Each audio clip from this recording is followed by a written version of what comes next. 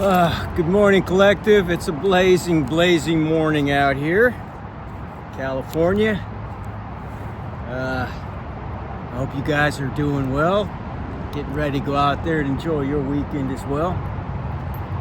Okay, so we're going to go ahead and try to wrap up this week, hopefully with good energy.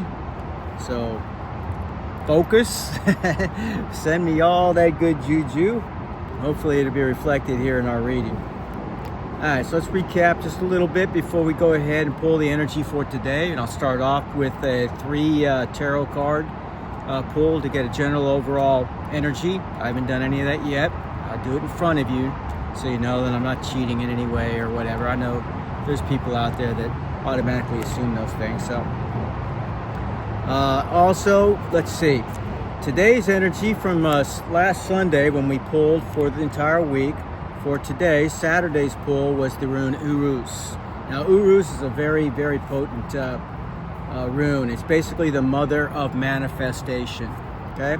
And it talks about strength, health, vitality, courage, distant influences perhaps, and promotions. Sexual desire, of course, energy, action, freedom, tenacity, wisdom, potency, just a lot of very positive and I guess you could say fire if you want to look at it from the 4 elements or from the tarot perspective. Very fiery energy, okay, as you might imagine.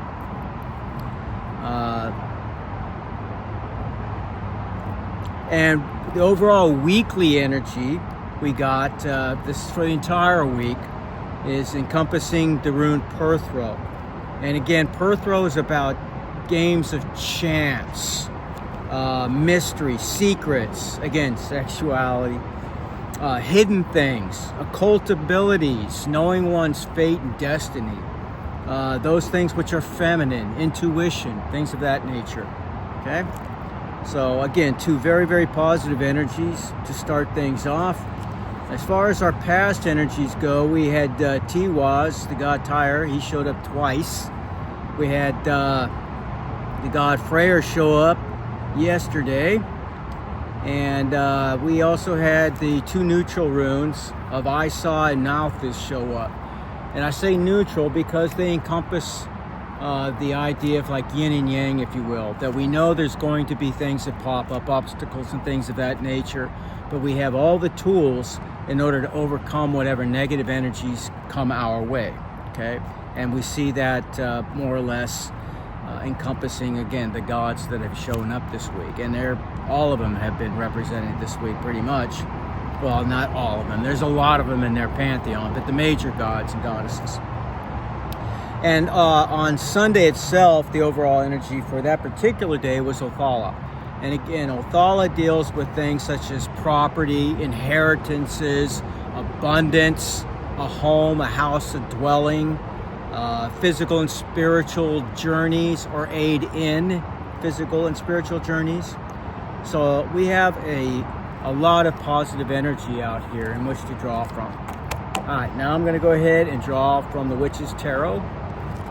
Okay, we're going to pull 3 cards just to get an overall encompassing energy for today. Okay? All right.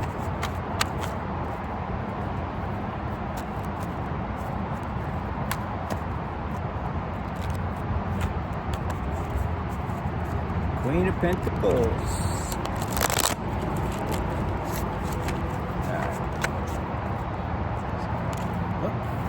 Things are still slippery as heck.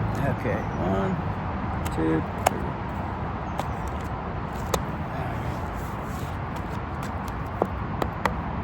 3. There we go.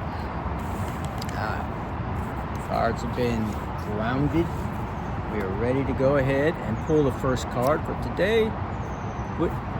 First card of today is the Page of Wands. Page of Wands.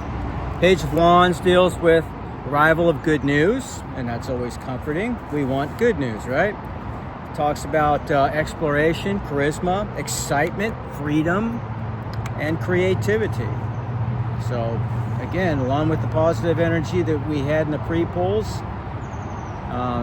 So far, so good. All right, can I get another energy for today, please? Another energy for my collective, please, for today. Another energy for today, please. Let's see. Whoop. All right, the moon. It's a major arcana card. And that just simply means that basically they're more powerful energies. You have, what is it? Oh shit, I can't even remember now. But like maybe 20 major arcana, something of that nature. And you have another 50 plus cards, which are minor arcana. So when you get a major arcana card, it's usually signifying a little bit more energy or power involved with that energy. But the moon, what is it? Well, things that are not what they seem to be. Okay?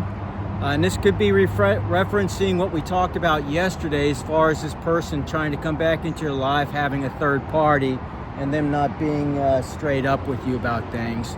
Maybe having an alternative agenda behind, the mask that they're wearing. Now, I'm not saying that's the case for everybody, but it has been emphasized more than once. And it is definitely my particular situation. So, it deals with illusions, unknown, dreams, deceptions, intuition, those things which are typically unseen, okay?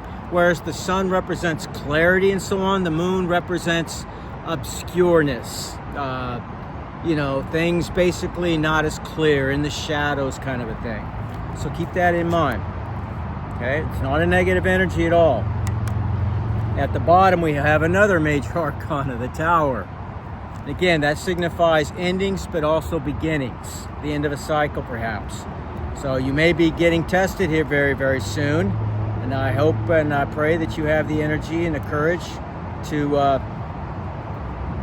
to pass that test, whatever it may be in your life. Oops. Okay. Wow. Wow, and the one that fell was another major arcana, the Magician. Alright, well, I'm not taking that, though. Alright, give me another energy for today. See if it pops up again. If it did, then what? It was meant to pop up, obviously. Another energy for today for my collective, please. What do they need to know for today, please? Thank you. What do they need to know today? Oh my God, it did show up again. Fuck. All right. Well, pardon my French, but that's an obvious sign. It was meant to be. Okay. So Spirit wants us to know. So it's talking about chaos brought by sudden changes, destructions, loss, pain, disasters, confusions. Okay? All right. So again, this could be reference to what we've been talking about as far as this person coming into your life that wants you to think that the reason things didn't work out is you guys were too young, blah, blah, blah. They think about you all the time, and that kind of stuff. All right. So, and that may or may not be so. You have to use your own intuition to determine whether it is or isn't. Okay? It's not for me to say. I can only tell you what the energy is overall, and for everybody out there, it will be a slightly different story, obviously, as you might imagine. Okay? All right, now let's go ahead and pull some runes. I already did my invocations, prayers, and all of that. So we're just going to go ahead and get right into it. And I get the present energy for today, please. Present energy, and thank you. Invoking the Norns, gods and goddesses, Mighty Odin himself, please. Energy for today. Thank you. Well, we have the god Freyr show up again, this time with the rose quartz rune. Well, that's a very good rune for overall energy. So, and again, it talks about freedom, hero, potential, consequences, those things which are considered to be positive, male masculinity, fertility, growth, virtue, all loose ends also being tied off. Talks about, again, your intuition and growth. So, good stuff. Good stuff. All right, now let's go ahead and look at our influences. See what the influences look like here.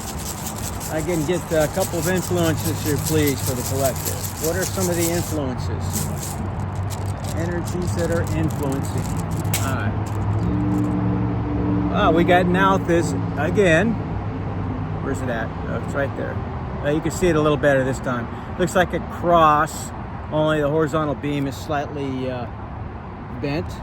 So we got that one on Wednesday as well, and that talks about needs and necessities. What it really talks about is, again, the fruits of your earlier labors being now manifested or ready to harvest. So whatever efforts you put into in the past for whatever it was that you did, whatever endeavor that you've put energy into, it's going to produce its fruits here very, very soon. And that could be good or bad, by the way. So hopefully it's not bad. I mean, again, just follows with the laws of reciprocity and, again, law of conservation of energy. What you put out there is what you get back. So another influence, please. It's not a negative rune unless you're putting negative energy out there. You get another influence. Whoop. Okay, well, that one flew out, so we'll take it. It's in the upright. Rado in the upright. Whoops. There it is. Looks like an R.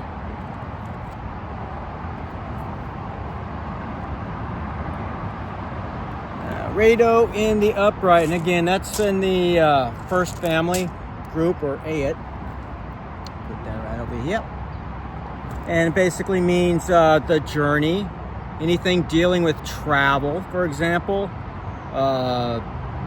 Riding, wheels, mobility, movement, the rhythms of life, cycles of life, if you will.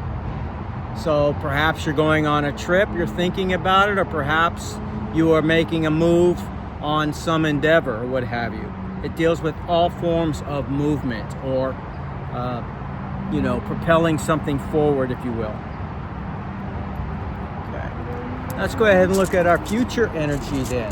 So again, even the influences are positive. Again, you're pushing something forward and you're going to get the fruits of your earlier labors. Those are the influences, along with the god Freyr's rune, which again stands for everything male, masculine, positive masculine. All right, finally, let's get our future, please. Future rune, please. Future. Thank you. Dagas. Okay, Dagas is a positive rune too, and it's found in the third and final family group, or Ayat, and it simply means daybreak, day, dawn, transformations, balance, ambition, and basically growth again. So we're seeing a couple of words that seem to be keywords in this reading, growth among them. Balance is important. We've already talked about that yesterday specifically, whereas it seems like the one law that we find, one of a few that we find in literally every religious belief system or spiritual belief system or philosophical belief system, and I'm talking about things of esoteric, occultic, and hermetic works, even philosophy in some cases. Okay, even philosophy itself. All right, so what was I saying? Oh, about balance. Balance being a very, very important aspect to life, and one of the secrets that are taught in some of the secret societies and all of that. And I am anti-secret society. In fact, I am fighting literally against one right now. I mean, the people that I have been speaking of briefly in my readings or whatever are members of their own little cult, secret society, and so on, or they're part of a bigger society. And I'm speaking about Freemasonry, the female version of that being the Eastern Star, and the other version, which is sometimes racially divided. They have their own lodges too, and not all of them are good people. Now, there are good people within these secret societies, don't get me wrong.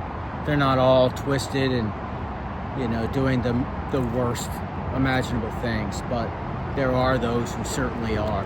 They're taking the secrets that they had revealed to them, and they're using it for their own, you know, benefit, and at the expense of anybody and everybody else. So they were not worthy of that information. That's the whole point of a secret society in the first place. They were basically given secret knowledge that they first had to prove that they were worthy of accepting or being provided. They had to do that through many things, through self-sacrifice, through fasting, through years of you know, being an adept or apprentice of some sort, of going through various tests. It's no longer the case. It's now just nothing more than a old boys or a girls club where they pat each other in the back, think they're better than everybody else, and they work against the chattel who doesn't seem to know anything about most of their doings and so on. So one of the things that I wish to do is to bring forward what they do in secret. You know, the things that they have been doing, and they are literally tied to almost every war, at least over the last 200 years. From the French Revolution on, it's easy to show their influence in every single military endeavor that the U.S. has been involved in, that France has been involved in, that Britain has been involved in, and I would go so far as to say what's happened in places like Russia and China as well. Now, that could also carry over, but I don't know as much about what's happened in, you know, especially the southern portions of Africa, you know, but you do have well, you have the influence worldwide of these groups. I'll just leave it at that. And I don't want to get off on another tangent, but it's important that we all know these things, okay? We all want the secret knowledge, but we have to be responsible for the knowledge that we get, right? We use it for the edification of people. I'm going to go ahead and close things off with Hidden Truth Oracle.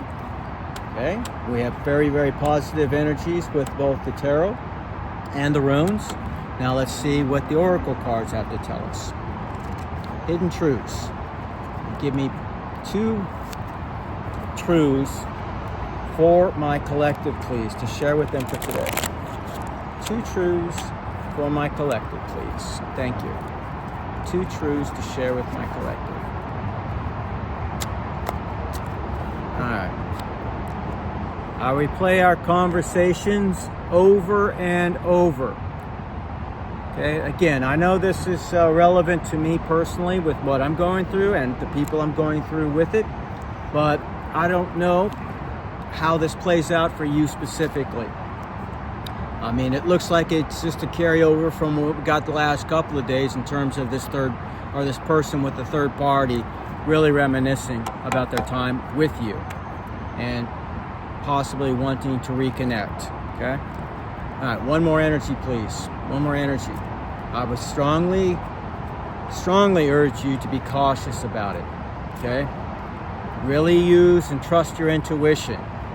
Don't give in to your impulses, especially if it was a very strong physical connection, okay? Trust what you feel inside. All right. You are the best thing in my life. Well, they say hindsight is 20/20, right?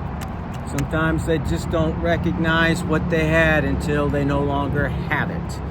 They go through hell thinking that their grass is greener on the other side and realize it's all crabgrass. It's not even genuine. And then they want to come back to you. So you have to decide if you want to be somebody's plan B.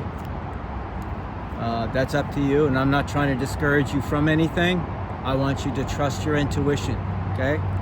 I'm just trying to give caution as well as sound and wise advice as I'm capable of giving based on the information and the feelings that I get, okay? So just be careful. I really feel a strong need to say that again and again. All right, now let's see what we have in amore, in love. Now, unlike in America, many different languages such as Sanskrit and Greek, they have multiple words for love. They define love very specifically of the different types. Of course, you have eros for the physical side. You have agape as a deep love and affection for somebody, non-sexual. And there's others too, and I can't remember what they are at this moment. But, you know, English is a bastardized religion. It is. So a lot of it comes from the Norse, believe it or not. It also comes from German, which same thing, basically. Calls for French, you know, and Old English. So if you look in the dictionaries or whatever, it breaks it down where the words actually emanate from, their roots, and so on. All right, so can I get a card for love, please? The butterfly. The butterfly. Okay, talks about relationship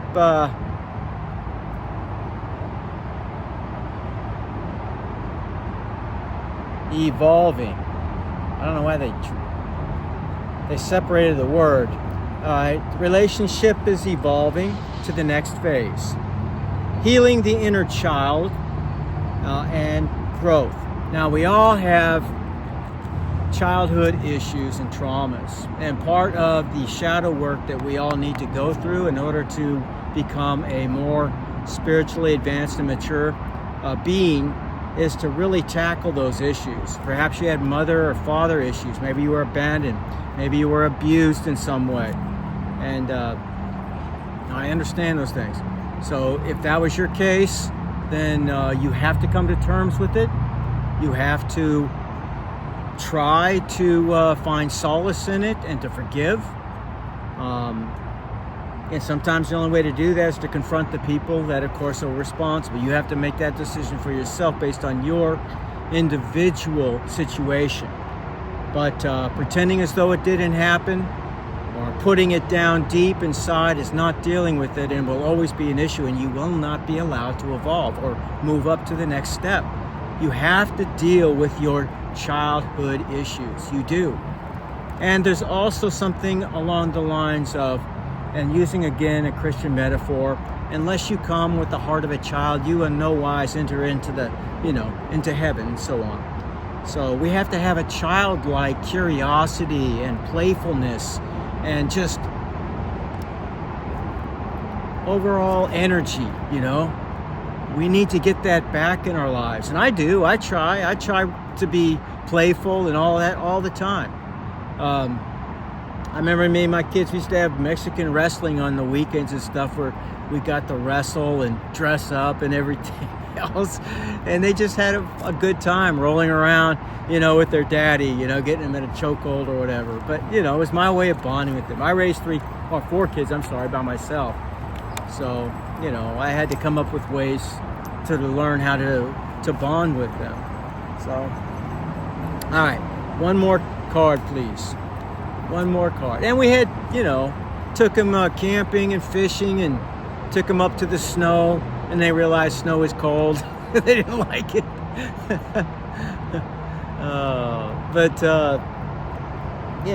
We did barbecues all the time. I used to have barbecues at my house all the time. Bought my friends who became their second uncles and things of that nature. All right, another card says keys on a ring. Keys on a ring. Says many options, decisions, unconventional, string along, one night stands. What I was telling you about that person coming back into your life. If anybody's coming back to you from your past and are trying to stir or elicit some type of reconnection emotionally with you, or worse, actually using guilt to try to get you to listen to their side of events and maybe accept them back, whatever, gaslighting or whatever the case may be that they try, be strong. It's a test, okay? And it's to see if you're in the same place that you were when these things didn't work out the first time, or if you have grown over that course of time. So I'm just giving you that advice because, I've repeated cycles in the past and it's not fun. You don't want to go through years of wasted time. It's not wasted really, you're still learning something, but you could have learned if you weren't so impulsive much sooner so you could evolve, at a faster rate and get yourself out of these repetitive loops. And that's what life is. I mean, we're here to learn and to evolve. And I am absolutely convinced of that. That's my observation from everything I've read and my own personal life and journey. Even now, if I told you the things that I'm going through, you would say, wow, and I'm still starting this website and doing all these things. And yeah, because I see it for what I think that it really is and not what the world wants you to believe it to be, the matrix, if you will. And this helps you to overcome and then inevitably get out of the matrix, okay? So, the idea of the matrix didn't come from Niels Bohr in the 50s, which is, one of the most prestigious physicists in his day. He talked about, everything basically being controlled by a web that he called the matrix. If you look at, for example, the Gnostic texts, they actually echoed those very sentiments 2,000 years ago. They talked about how this is all an illusion, a materialistic trap, and it's headed over by the false god. Not, I don't want to get too much into that. I'll just say that that false god uses arcanic forces, which are otherwise also considered to be demons or jinn or what have you, that they more or less created man. And they control everything in this materialistic realm, so to speak. And if you're interested in that, then, get yourself a Gnostic Bible and actually look at it. They have versions of the same where they put all those books into a single book form. So you can see the epistle of Mary Magdalene and, Judas Iscariot, and others that have been omitted from the actual canonical Bible. And you'll get a very, very different picture emerge about early Christianity and so on. And again, I would invite you to look into the apocryphal books of the Catholic Church and the Book of Enoch and the Book of the Giants as well. It makes very, very clear many of the things that they don't want you to believe or understand or know about. But it helps you to open your eyes. All right, so again, I got off on yet another tangent. That's who I am, so I hope that resonates with you. And if it doesn't, just let me know. Write it down in the comments, and I'll try to be more self-aware of that. That's kind of how I teach. When something seems relevant along the way, I will, echo, or I'll take a moment to pause on that particular issue. All right, so we have some really good energy here, though. Aside from this person that's got these skeletons in their closet who may be coming back for a repeat, romp with you, I would be very, very cautious of that. Like I said, you can and they can, especially if they know how to manipulate energy, they can steal a lot of your energy through sexual activity and things of that nature. And I don't mean just in the simple thing if you're feeling tired after doing it. They literally can take some of your essence. So I say that you have very, very good energy for today, and I hope that you utilize it in the proper ways.